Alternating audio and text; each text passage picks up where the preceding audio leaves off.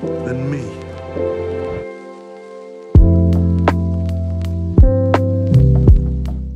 Psychology of Wreck-It Ralph. This three-dimensional movie features two-dimensional characters who are limited by a one-dimensional viewpoint. What do I mean by that? A one-dimensional viewpoint is a viewpoint lacking depth and complexity. What's the main problem with this? One-dimensional viewpoint restricts the thinker to its own standards by trying to impose. Specifically, one is so deeply stuck in a single topic that it simply can't think outside of the dimensions of that one thing. A.k.a. you become so fixated on one thing, like a metal, that nothing else matters. So this type of black and white thinking, it's preventing a growth mindset from the Nicelanders, Felix, and Ralph. What do I mean by that? Well, this type of extreme thinking is used for the good guy and the bad guy. For example, the Nicelanders cannot accept Ralph because all they see is a bad guy. Ralph can't accept himself because all he sees is a bad guy. Meanwhile, Felix is treated as a good guy, even though he does some shady stuff that good guys don't do. Putting the label of good and bad and the one-dimensional viewpoint of everyone in the game basically is causing more harm than good. It leads Ralph to abandon his job, his game, and his role, and he goes through crazy situations. He fights millions of bugs that make my skin crawl like Spider-Man, and he even risks his life on a couple occasions. But you have to ask, like, why would someone do this? That takes us to the second psychological lesson, which is validation.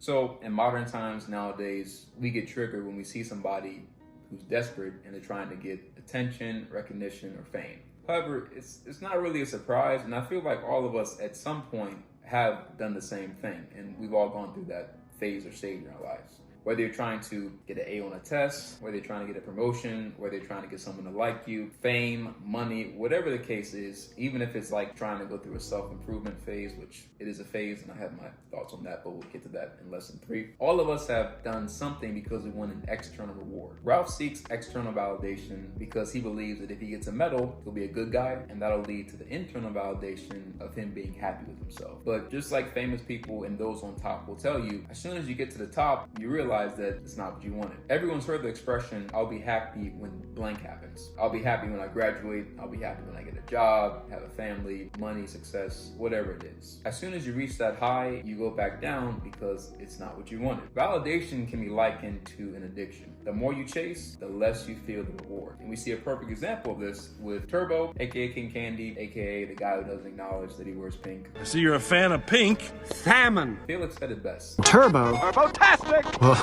he loved the attention. Turbo-tastic! And as soon as someone new and better came along, he became jealous. And instead of encouraging, collabing, or even teaching the person who was better than him, Turbo put himself, his game, and the new game out of order. The issue with validation is that you become so obsessed with attention like Turbo that you mess things up for yourself, other people, and you become the quote-unquote standard of a bad guy. I know we mentioned black and white rules and labels, but you actually become the official label of a bad example. The mindset of labels and the mindset of being fixated on one thing and the mindset of chasing validation, they cause problems for Ralph, Turbo, and at some point for Penelope.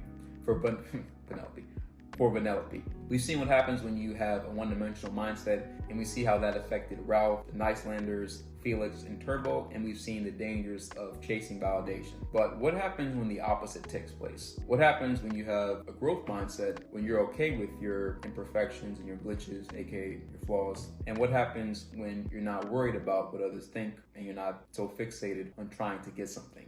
So the third psychological lesson is self-acceptance. And to be honest, I'm not in love with the word self-acceptance, but I can kind of see the meaning behind it. Self-acceptance is defined as an individual's acceptance of all their attributes, positive or negative. So as we mentioned, Ralph really struggles with being happy with who he is, and he doesn't believe he's anything but a bad guy. Things change, however, when this movie uses the best friend trick or the best friend method, which, to put simply, whenever you feel down in life, whenever you're struggling with something, whenever you feel like a bad guy, imagine you had a best friend who's struggling just like you. What would you tell them? Well, likely you'd encourage them, you tell them positive things, and you let them know that their inner qualities outweigh their glitches or their flaws. What Penelope does with Ralph.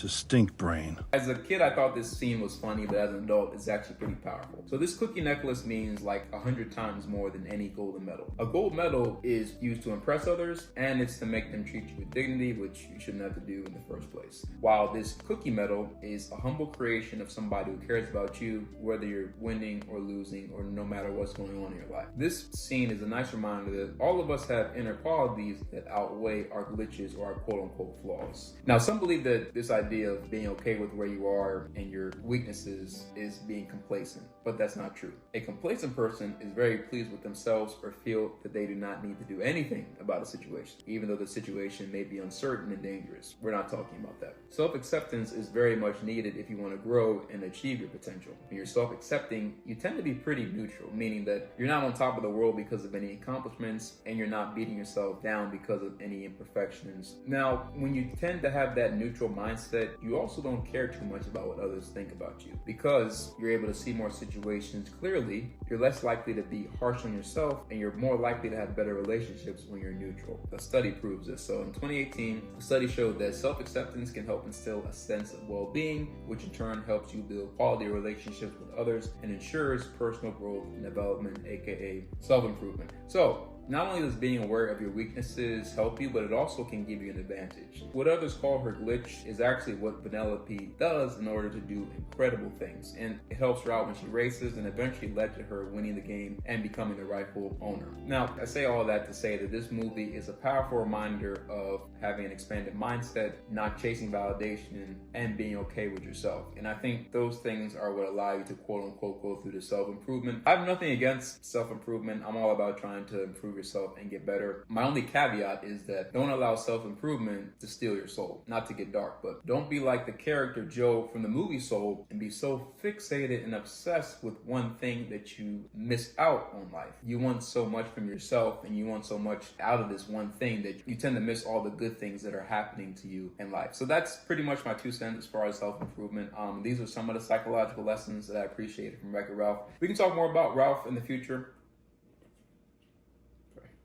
So yeah, we can talk more about this movie in the future, a brief overview. These are the lessons that I got from it. I would love to hear your thoughts on Wreck-It Ralph and what you think. Let me know if you agree with me, you didn't agree with me, what your thoughts are. Thank you all so much for watching. If you enjoyed the video, you can give it a like. If you want to talk more down below about Wreck-It Ralph, what you enjoyed, let me know in the comment section. If you really enjoyed the video, you can share it. And if you want to support Fitness and Fandom Fam, you can do all 3. As always, remember to stay mentally fit, emotionally fit, and physically fit. And I'll see you all in the next video.